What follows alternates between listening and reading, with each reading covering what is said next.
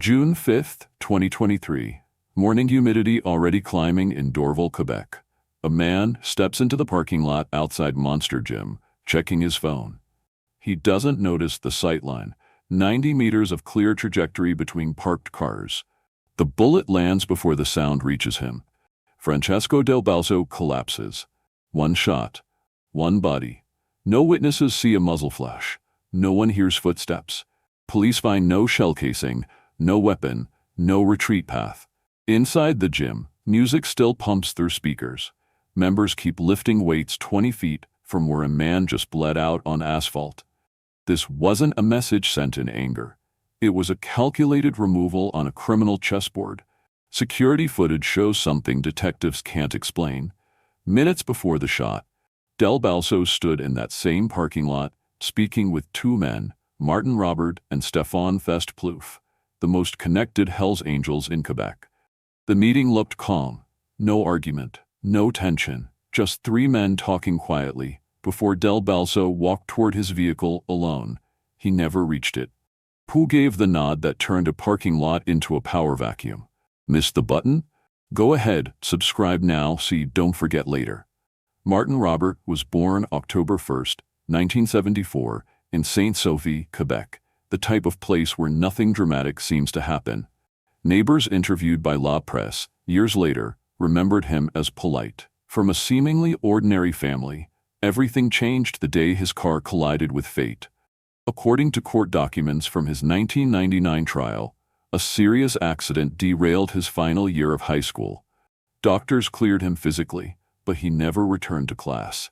Instead, he gravitated toward biker bars, older crowds, and a culture built on hierarchy and quiet violence. Trauma turned some people reflective. It made him ambitious. By the mid-1990s, Quebec entered one of the most violent underworld chapters in Canadian history. The Quebec Biker War left over 160 dead as rival crews contested cocaine corridors and loan-sharking monopolies. Police wiretaps later revealed each kill rippled through the economy like an invisible tax.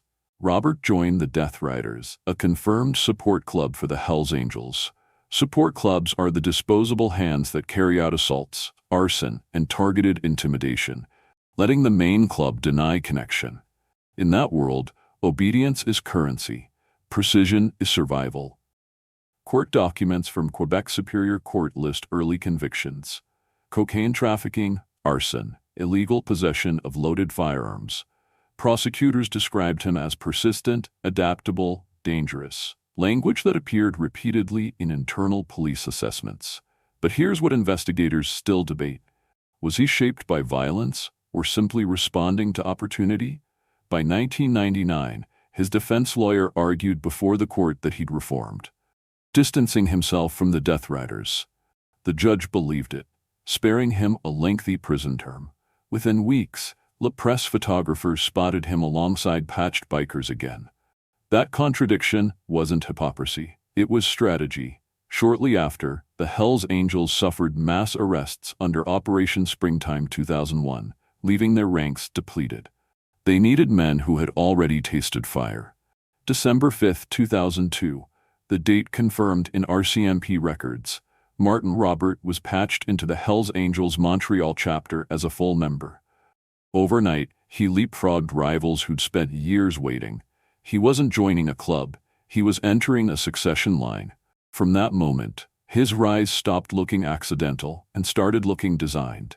Question: if trauma hadn't pulled him into those bars, would he have ever become the man authorities now call a global broker? Or was this trajectory already written? When Operation Shark launched in April 2009, it was massive. A coordinated sweep across Quebec, New Brunswick, France, and the Dominican Republic. More than 150 Hells Angels and affiliates were targeted for murders, conspiracies, and cocaine networks. Martin Robert was among them. RCMP surveillance had tracked him since 2005 for alleged involvement in multi-million-dollar cocaine importation. But when officers closed in, he wasn't there. Investigators called it coincidence. Rivals whispered something darker. Someone tipped him off. Officially unconfirmed, but the timing was surgical. Overnight, he was placed on Quebec's top 10 most wanted list, charged in absentia with murder and conspiracy to commit murder. He vanished into the Caribbean and Mexico for nearly a year. Then on January 13, 2010, Mexican authorities found him inside a Cancun nightclub. 3 days later, he was extradited to Canada. He didn't receive a quick verdict. Instead, 5 years of pre-trial detention, while prosecutors sifted through the wreckage of the Quebec biker war. That kind of weight affects a mind. Some inmates spiral, others sharpen. In March 2015, he pled guilty to 1 count of conspiracy to commit murder. Because he'd already served half the sentence while awaiting trial, he was released almost immediately. To the public, it looked like delayed punishment. To the underworld, it looked like graduation. When he walked out, older leaders were no longer there. Some arrested, others aged out. A handful simply tired of war.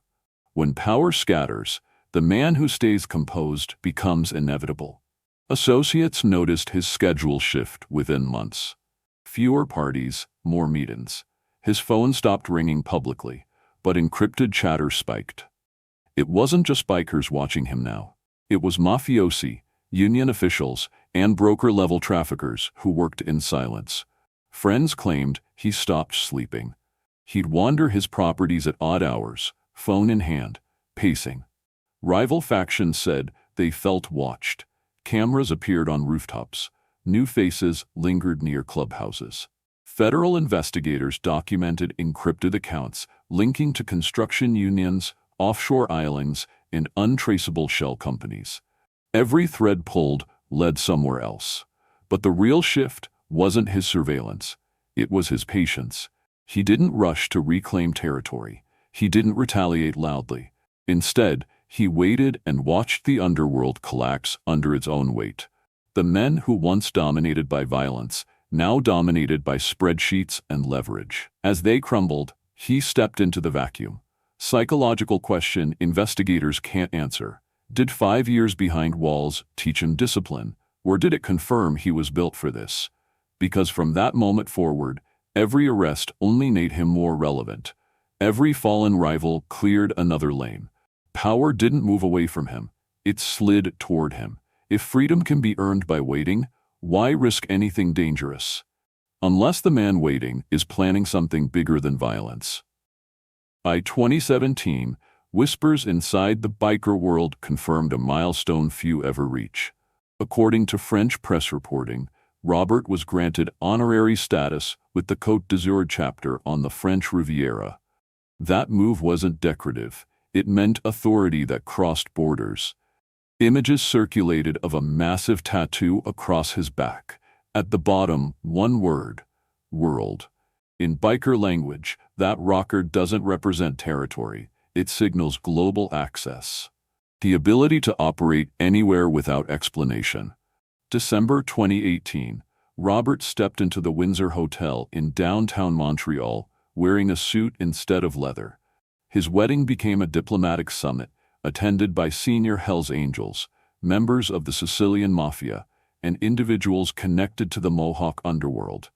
Public records note his bride's lineage, a family tied to drug trafficking and cigarette smuggling running through indigenous reserves, where federal jurisdiction becomes complicated and lucrative.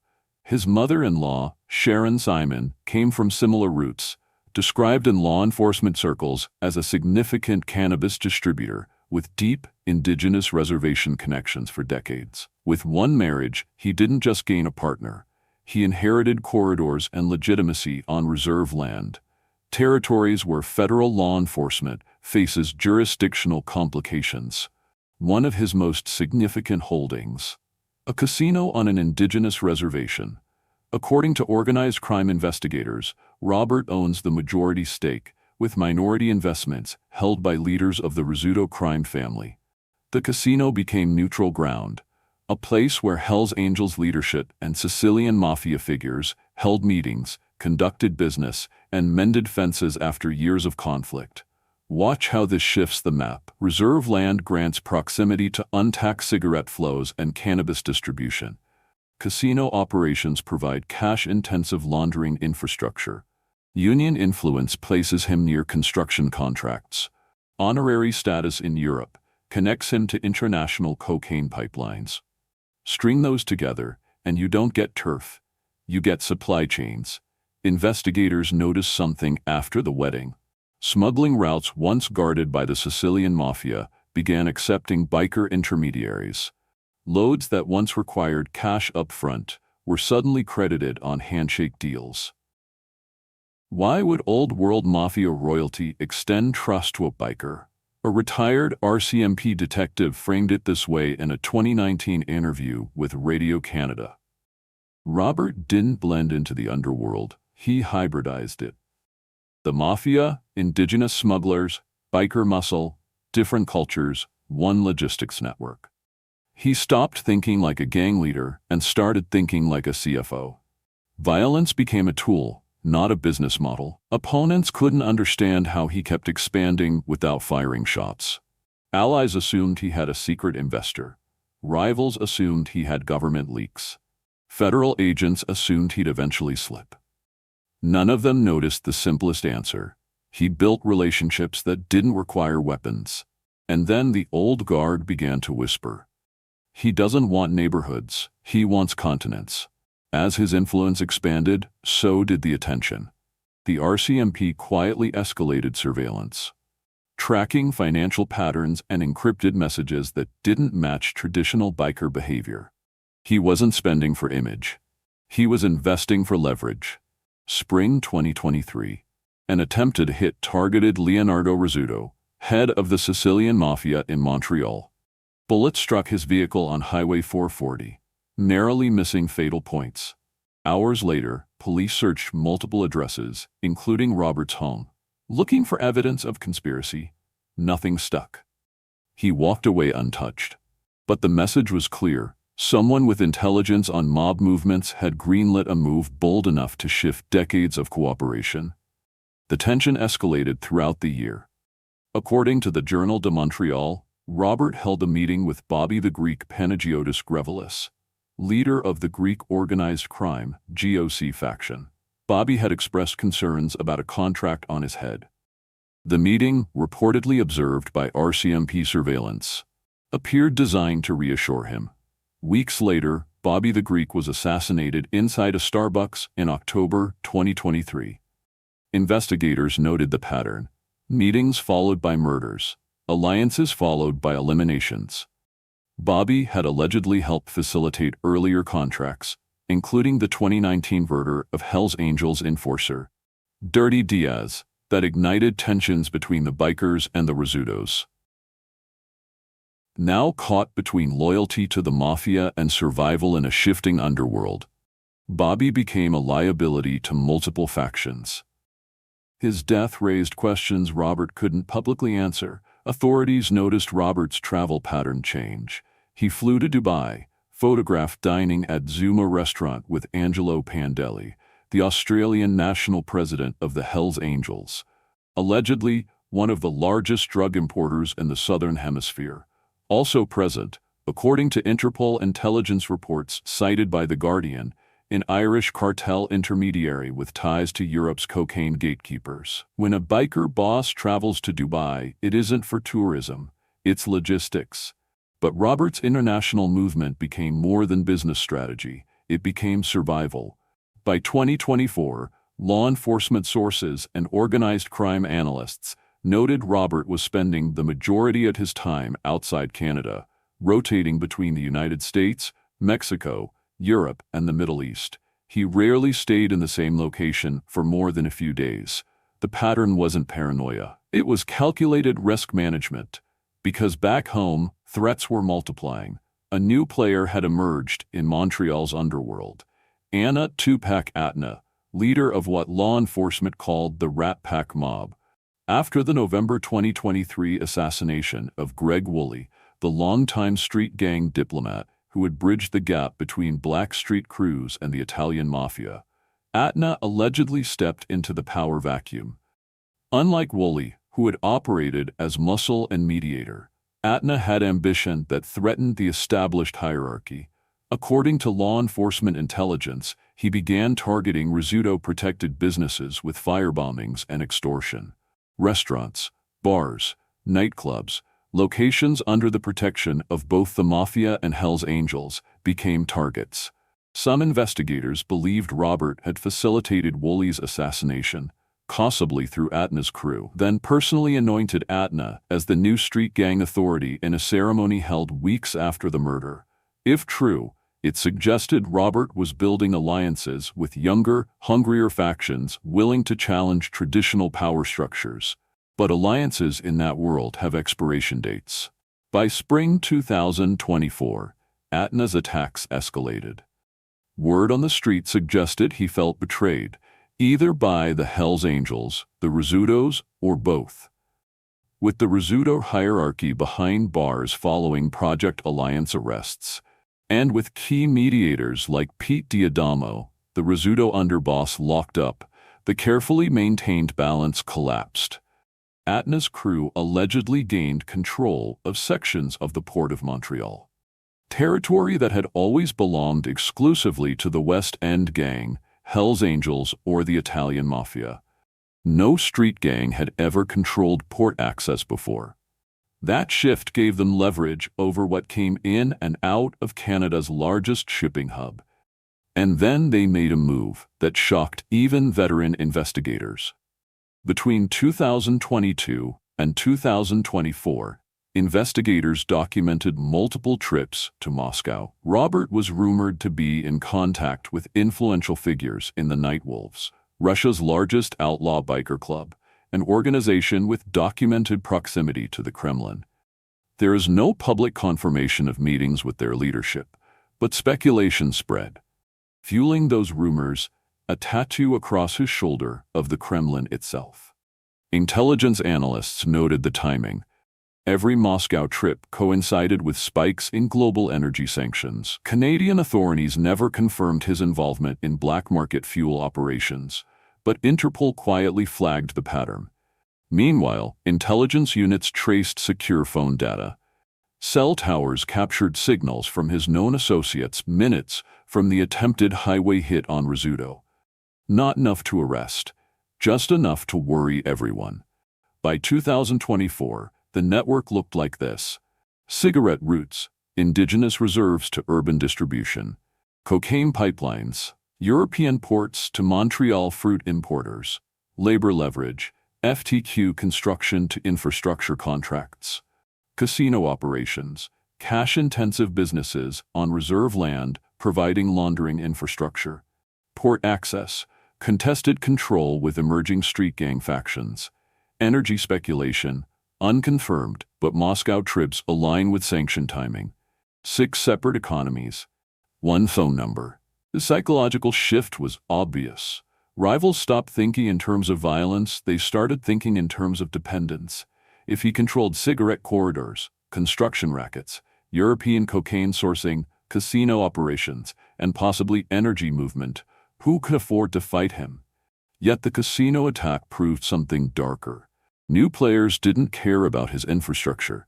They cared about making names for themselves by targeting the untouchable. A former Quebec prosecutor described it to Le Devoir this way: he wasn't a gangster anymore, he was an infrastructure problem. And that's when investigators stumbled upon a theory they were afraid to speak aloud. At what point does organized crime stop operating against the state and start operating alongside global interests? Robert now commands an estimated 6,000 to 7,000 full-patch Hells Angels members spread across dozens of countries on nearly every continent. His influence extends from Quebec to Australia, from Europe to the Middle East. He's not just a biker boss. He's what organized crime analysts call a global criminal broker. But global reach comes with global exposure. If his connections touch Russia, Dubai, Europe, indigenous corridors, and contested street gang territory, who exactly can arrest someone with that many markets behind him? And who's desperate or ambitious enough to try killing him? Quick reminder, if you're still watching, subscribe. When veteran Mafia enforcer Francesco Del Balso walked out of prison after serving 12 years, he expected to reclaim the book, the illegal sports betting empire he once controlled for the Rizzuto clan. He'd kept his mouth shut through interrogations, appeals, and isolation. In that world, Silence earns credit. He walked out expecting repayment. Instead, he found the book reassigned to another lieutenant. Power was no longer waiting for him. That humiliation calcified into something colder: resentment. According to organized crime analysts interviewed by La Presse, Del Balso reached out to Martin Robert. Their conversations became whispered opportunities. Take back the Squirts book and build a cocaine importation network, using a fruit and vegetable business as cover. The plan was simple in theory, catastrophic in consequence. Rival Mafia figures sensed the shift immediately. Word spread through street talk and encrypted phones. Del Balso was defecting. That rumor alone destabilized decades of balance. Then the price went public. A reported $400,000 contract was placed on Del Balso's head. In Montreal's underworld, that's not just a bounty. It's a neon sign that says eliminate immediately. 2 attempts followed. One, outside his home in Dorval. Gunfire shredded metal and concrete but somehow missed flesh. 2. Months later, again he survived. Each failure increased the tension. Whoever wanted him erased wasn't settling for fear. Investigators noticed that during this escalation, Robert didn't flinch. He kept traveling, kept meeting, kept building. Associates say he even looked calmer. In that world, betrayal is the sharpest currency. Nothing is worth more than disrupting an enemy's sleep. But something darker sat beneath the surface. Was Robert protecting Del Balso or positioning him? Because when a man is hunted, every step becomes evidence. Their cocaine importation venture allegedly began funneling product into Montreal behind the scenes. At the same time, Del Balso's enemies grew impatient. Police intelligence units intercepted chatter, suggesting the contract had been reapproved. That's rare. Approval usually happens once. Why did someone want him dead badly enough to pay twice? In an underworld built on handshakes and grudges, loyalty becomes a countdown to replacement. June 5, 2023. Morning. Overcast sky, humidity climbing. Security cameras outside Monster Gym in Dorval capture Francesco Del Balso arriving at 10:47 a.m. Moments later, he's seen standing with Martin Robert and Stefan Fest Plouffe. No shouting, no visible tension. Robert's hands stay in his pockets. Plouffe checks his phone twice.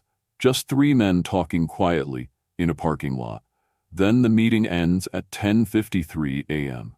Del Balso walks toward his vehicle alone. He never reaches it. A single round tears through the calm, fired from over 90 meters away. 1 bullet, 1 body. Police arrive within minutes. No witnesses saw a muzzle flash. No one heard footsteps. No shell casing recovered. No weapon found. No retreat path identified. The shooter was never identified. Inside the gym, members kept working out. The music never stopped. An afternoon rain washed the blood away by evening. Weeks later, Robert and Plouffe attended Del Balso's funeral.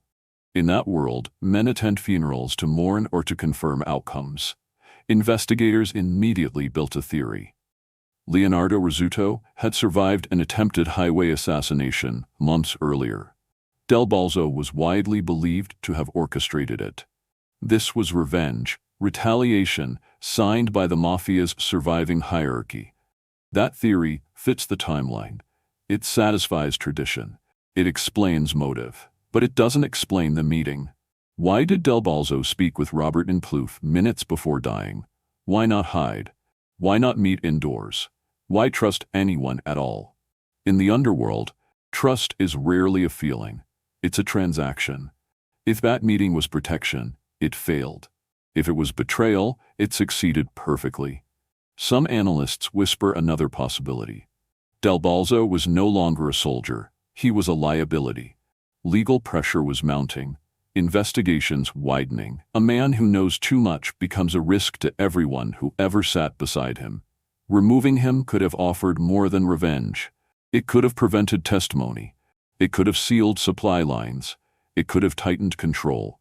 But there's a question no report can answer. Was this a favor to the Rizzutos, or a removal of a man who no longer served the logistics? Robert's defense, if he were ever charged, would be simple. He attended a business meeting. He left. Minutes later, someone else committed murder. Proximity isn't guilt. The Rizzuto family had motive, means, and history. Del Balso tried to kill their leader. Retaliation is tradition, and professional snipers exist outside biker hierarchies. The Mafia has used them for decades. By that logic, Robert was simply unlucky geography. But unlucky geography doesn't explain why Del Balso trusted him enough to meet publicly. And it doesn't explain why, after Del Balso's death, Robert's network expanded into the exact territories Del Balso once controlled. The shooter fired from 90 meters. At that distance, missing isn't an option. Someone knew Del Balso's exact exit point, his timing, his trajectory. That kind of precision isn't anger, it's accounting. And the silence that followed? No arrests, no weapon recovered, no one claimed responsibility. When the hunted dies feet away from the men he trusted, was he being shielded or positioned? Did the Mafia close a door, or did the biker economy tighten a network? 1994 to 2002, Quebec biker war, 160 plus dead. 2002, patched into Hells Angels Montreal. 2009, Operation Shark, escapes arrest. 2010, captured in Cancun, extradited. 2015, released after plea deal. 2017, granted world rocker status. 2018, strategic marriage connecting him to smuggling corridors. 2023, Del Balso murdered minutes after meeting with him. 15 years of escalation. 0 years of retirement. One parking lot where all those years converged. As of October 2024, Martin Robert remains active in Montreal. No charges have been filed in Del Balso's murder. The investigation, according to SPVM sources, is ongoing. His social media shows family dinners and motorcycle rides. His travel records show patterns investigators won't discuss publicly. His influence shows in the silence of rivals who once spoke loudly. The parking lot in Dorval looks normal now. The gym reopened the next day. The blood washed away in an afternoon rain. But the question hasn't washed away. When police map this story on paper, the lines look chaotic: murders, meetings, raids, alliances. But anyone who watches long enough sees the pattern. In organized crime, pressure doesn't break men, it reveals them. The underworld doesn't punish mistakes, it eliminates them. Power isn't something you hold. It's something everyone else agrees not to take. And the moment someone stops agreeing, there are no debates, no negotiations, no second chances. Just a sudden vacancy where a name used to be.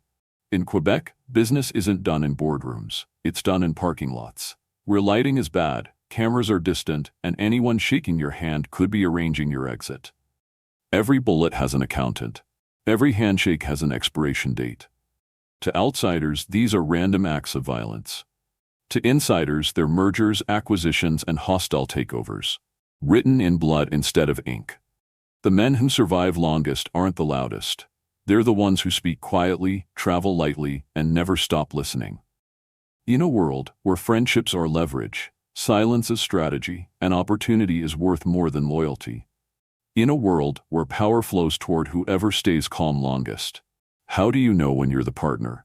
And when you're the placeholder? Because in this underworld, the moment you stop being useful, the parking lot is already waiting. You're still here? Do what you meant to do earlier. Subscribe. And if you made it this far, you know what to do. Hit the bell. There are more cases like this coming. Cases where the truth is darker than any fiction. See you in the next one.